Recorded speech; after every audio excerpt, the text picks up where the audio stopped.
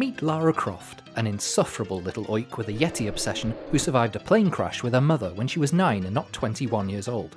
In the mountains of Nepal, they stumble across the abandoned set of yet another Stargate reboot, where spooky voices from a magic portal convince an easily persuaded Amelia Croft to turn into King Arthur Croft and pull a sword from a stone, resulting in her vanishing, along with all our hopes and dreams for a coherent plot.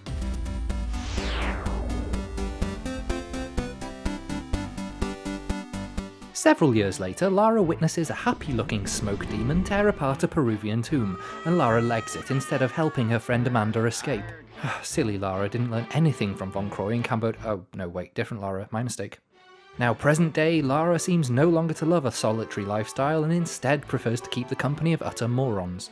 Meet Zip, again, a computer nerd that Lara pays to scream and at her over a headset every 2 minutes, and help out with the abundance of IT issues Lara is bound to encounter in an ancient decrepit tomb.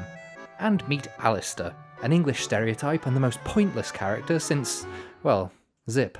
He's there to research ancient locations and mythology, since it seems that Lara Croft, the wildly intelligent adventuring archaeologist, is no longer capable of doing that just by herself.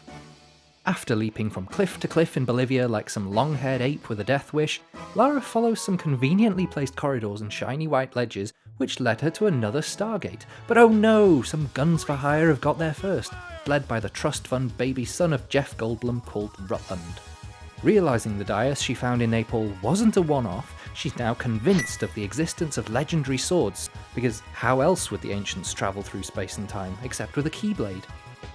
Lara embarks on a global search for fragments of one such sword in order to find Mother Dearest. First to Peru, where she stops for a brief game of football, slaughters the local militia, and drives some sort of conveyor belt controlled motorbike to a tomb where her friend Amanda died. She doesn't find her friend's body, but she does find an ancient queen trapped inside a giant crystal, because reasons. This discovery is apparently not amazing enough to stick around and investigate, so she steals part of an ancient keyblade and vanishes. Even when faced with a race for ancient and potentially apocalyptic secrets, Lara finds time to attend a very suave and elegant drinks party, but soon ruins it for everyone by getting her twins out and shooting the guests.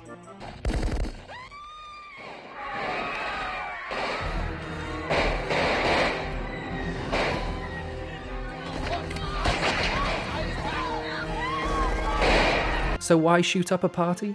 Well, they were the goons of Yakuza mobster Takamoto, who owned another bit of sword. So Lara's grand plan included mistaking a motorcycle like a plane, shooting up his staff, destroying his private museum collection, and asking nicely if she could see the sword. But when asking politely won't work, there's only one thing left to do. Lara smacks him about a bit and, yep, you guessed it, steals his bit of the keyblade. Meanwhile, Lara had assigned Zip the task of stalking Rutland, and he sends Lara to Ghana to catch up with him. There, she finds an awesome temple that was inconveniently placed behind a waterfall, just like all good Tomb Raider secrets are, and eventually runs into the silk-shirted walking metaphor of entitlement himself, Rutland. Lara doesn't like him, so she beats him up, steals his piece of the keyblade, and leaves for Kazakhstan to meet her long-lost and apparently not dead friend Amanda. In the middle of a winter wonderland, Lara discovers a hidden facility where it turns out the Soviets were experimenting on a sword fragment, because of course they were. After kindly rewiring the electric system, she comes face to face with her definitely not dead at all friend Amanda. Surprise, bitch.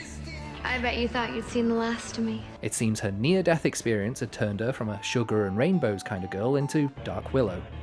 She claims that while she was trapped in that old tomb with a smoke monster, that they touched each other up and now they're best friends, or maybe more? And she's after the sword fragment for reasons? But of course, Lara isn't content with only having left her friend for dead back in Peru. She also sees fit to leave her empty-handed in Kazakhstan, and yep, she steals her piece of the sword. You know what? I'm liking her more and more. Next stop, Cornwall, where Zip and Alister's incessant babbling drive Lara crazy enough to smash up an abandoned theme park with a forklift truck, and then try to drive it off an underground cliff. Lucky for her, she finds an underground castle and King Arthur himself trapped inside another crystal. It's almost as though a missing Atlantean demigod had gone around the world sealing people inside crystals because boredom, probably. That's not a big enough deal though, I guess, because Lara nicks his sword and hightails it out of there, nonplussed by the giant Leviathan snake monster swimming around outside. Does Lara warn the local authorities that there's a giant basilisk swimming around in the drains of Cornwall? Oh! Does she? Hell, she's Lara Irresponsible Croft. Screw the locals. If it ain't her mother, she doesn't care. One last stop in Nepal brings Lara back to the site of her childhood trauma and to the temple that began this whole mess. She gets there by means of a grapple hook and physics puzzle that, for some reason, she didn't have to do when she was 9. And now armed with a completed Excalibur... Take that, Alister, she didn't need your help after all, you utterly unnecessary womble. She heads back to the dais in Bolivia, where she's confronted by the Queen of Goths and her smoky pet Fluffy. It's nothing an ancient magic key can't handle though, and Lara takes it upon herself to punch in the Stargate coordinates and open up the portal. Here, Amanda can't resist having another go at Lara. You ruined everything, you stupid bitch. And cue the events at the beginning of the game. Those spooky voices came from Lara and Amanda, and the realization hits her that for once she should have just shut up. But instead, she caused her mother to vanish into a literal plot hole, creating a space-time event so convoluted and nonsensical that not even the Doctor would have been able to help. Taking no responsibility whatsoever for all her actions, Lara blames Amanda for the death of her mother, but don't worry Lara, everything will be fine because apparently she isn't dead. She's just in Avalon, of all places. Nope, thinks Lara, I'm gonna knock the dark side crap out of Amanda and yet also believe her story with no evidence at all to back it up. Brilliant.